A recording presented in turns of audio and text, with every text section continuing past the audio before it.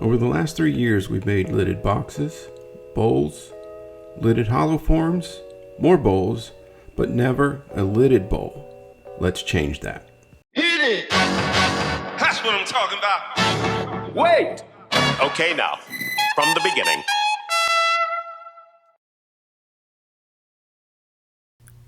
For today's project, we're going to start with a chunk of walnut that's about 3 inches thick and about 8 inches square.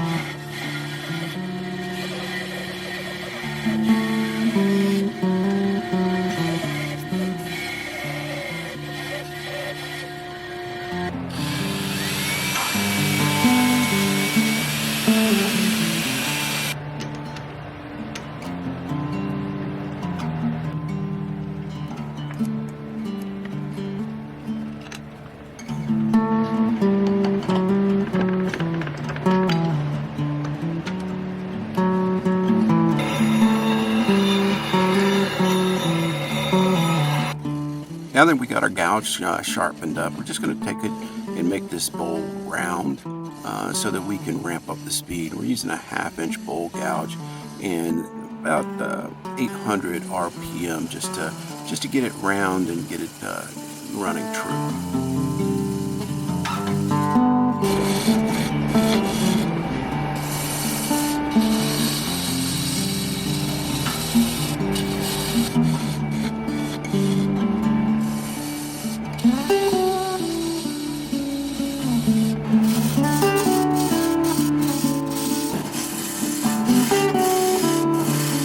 I'm using my homemade carbide rougher here just to hog out some of the material, make it a little bit easier to use my gouge to round it over. I'm just going for a basic bowl shape here, nothing extraordinary. It will end up with a little bit of a foot that just makes it give the appearance that it's floating.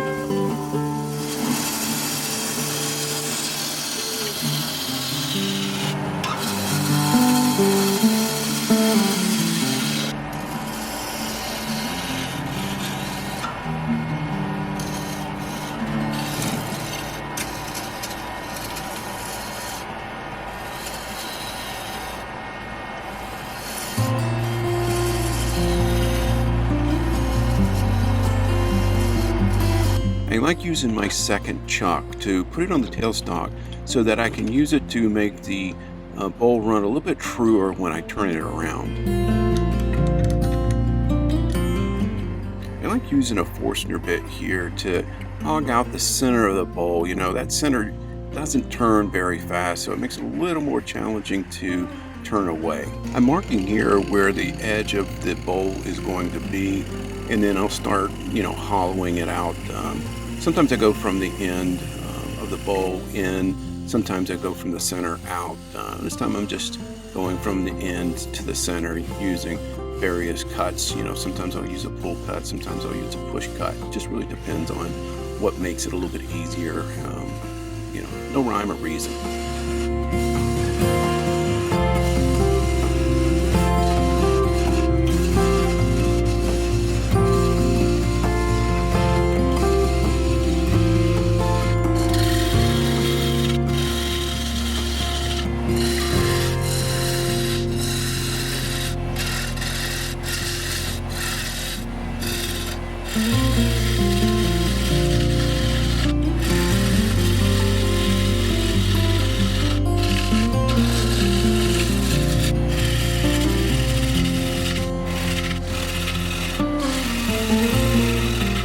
I'm switching over to my carbide tools here just because it was a little bit harder for me just at my skill level to get down into the bowl and catch the bevel on the gouge. So just going over to my my homemade rougher and finisher just to get the rest of the bowl hollowed out and get a good surface finish down on the bottom of the bowl.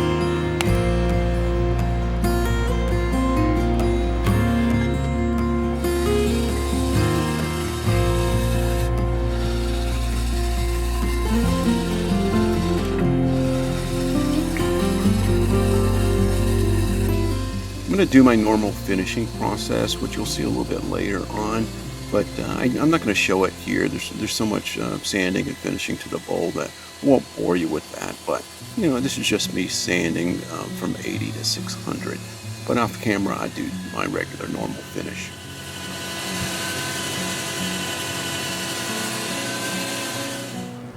So I've got this sanded up through the grits. I've got the normal finish put on. And now what I want to do is I want to work on the lid. I don't want to take it off the chuck because I want to just keep it so that it's going to go back on there and everything should be, I don't know, what's the word? It should be normal. It shouldn't wobble any. That's what we're going to go with. So let's get this off.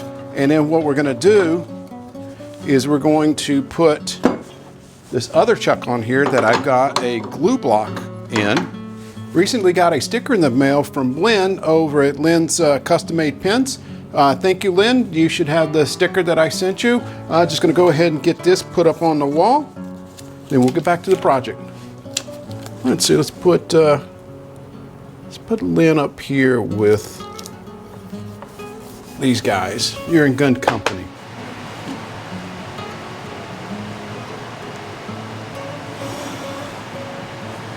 Well, I forgot to push record when I put the glue on there, but I wound up backing it off, putting a little glue on the center, and then pushing it back on, and then just putting a good bead down here.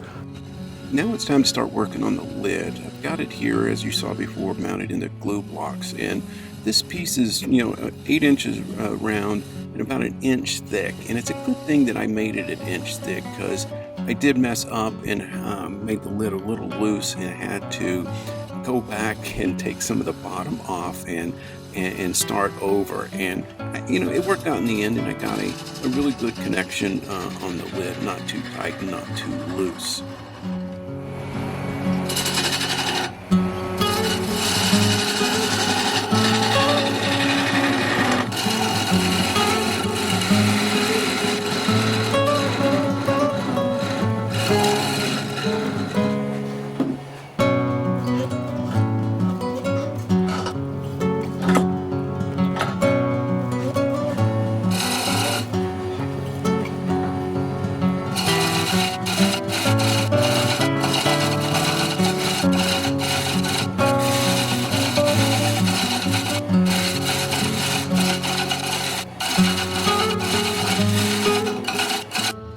This is me, trying to get that fit right after I initially messed it up. And, I just take a little bit off and try the lid and until I get a nice fit.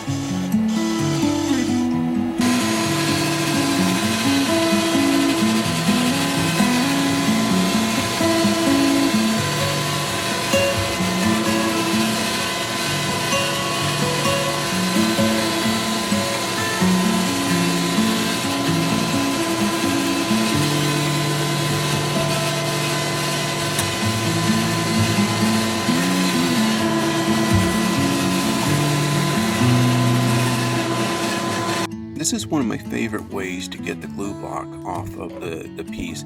Just an old putty knife with a butane torch. Get it hot, and it just really goes through there like a hot knife through butter, or in this case, glue. So it works really well.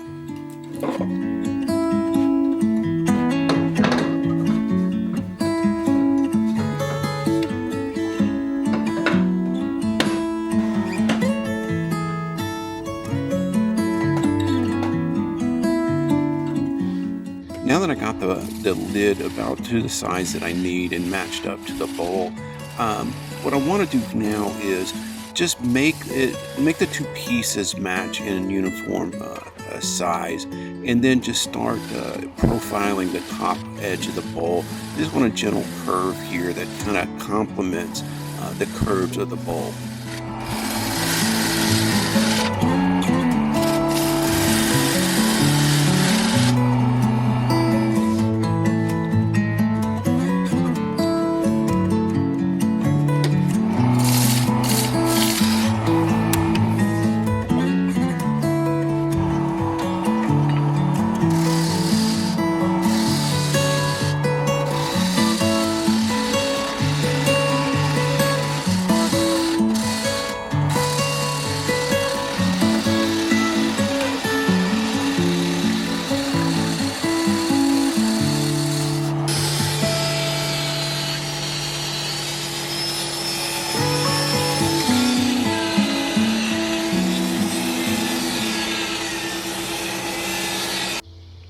So here's a trick to help lids stay on boxes, or in this case a bowl, is a little bit of electrical tape to hold the two together. So what you saw me do was I sanded the sides. Now I just want to finish the top, and then I want to be able to sand it. So I taped it up to keep it on there while I'll remove the tailstock. And yeah, there you see me sanding it up. So this is just a good trick to help you hold that lid on. Some people use a wet paper towel, but I think this trick works pretty well.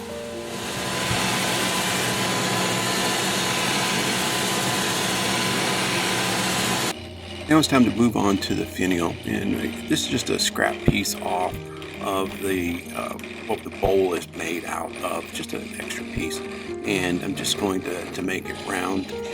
True confession, this was my second attempt. My first attempt just snapped on me, but that's okay. I didn't like the way that it was going, so I really liked the way that this style was. I didn't want something ornate to take away from the bowl.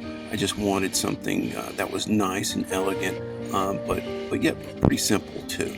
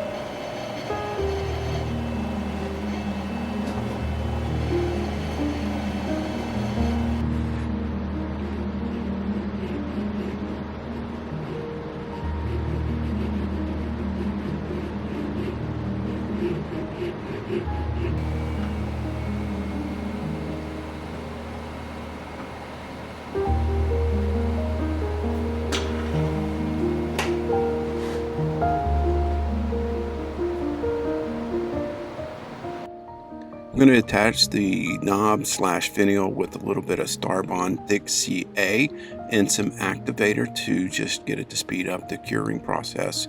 If you're looking for a discount on this, check down in the description, and I'll have one listed down there.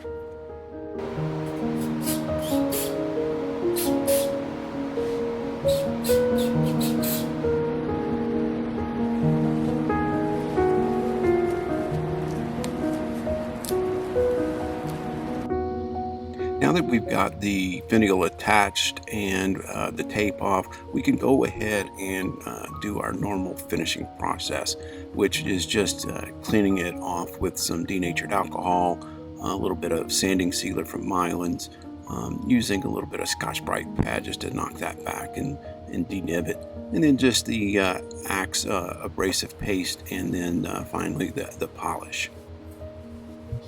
You'll also see that I've got a little bit of a folded up shop towel on the finial just to help keep it protected from being scarred up. This is the part of the video where some people are just going to get downright mad and let me know it down in the comments. And that's okay, I guess. They like to let me know that it's a shame to cover up such a beautiful piece of wood. In most cases, I would tend to agree with them, but in this case, I'm looking for something different. I'm looking for contrast. I just love the way that contrasting colors just work together to create something beautiful. I mean, look no further than Van Gogh or Picasso, who were masters at making beautiful art out of contrasting color. The goal of this is to make this work, with or without the lid. So if the lid's off, it still looks great with the contrast. With the lid on it, you get the contrast of the bowl and then the lid. Only one way to find out. Let's apply some paint. Before I apply the paint, I want to take off the oils left from the abrasive paste. I just don't want it to interfere with the paint being able to adhere to the wood. So it's just a little bit of mineral spirits to clean that up. And here you see me put just one coat on. Off camera, I knock it back with a little bit of 400 and then I apply one more coat. So in total, I've got 2 coats.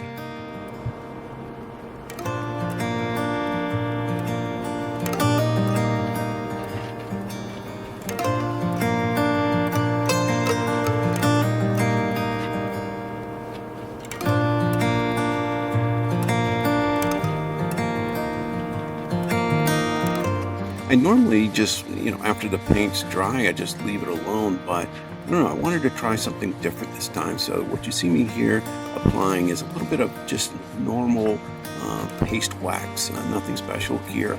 So I put it on, leave it for about 10-15 minutes, and you see me here buffing it off. And it just provided a little nicer of a finish and just protects that paint.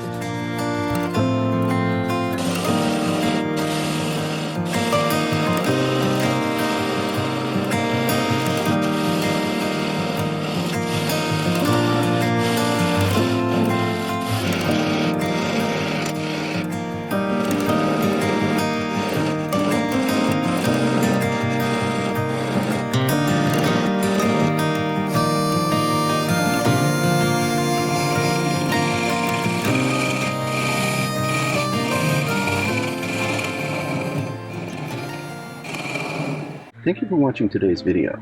I sincerely hope you enjoyed it. If you did, consider hitting that like button. Also, please comment and share. That really does help the channel out a lot. If you're new here and you haven't subscribed yet, I encourage you to hit that subscribe button. Click the bell so that you're notified when I upload a new video. If you didn't like the video, go ahead and give it a thumbs down. I won't be mad. Well, maybe a little hurt, but I'll get over it. Until next time, I wish you and your family a blessed day. Thank you.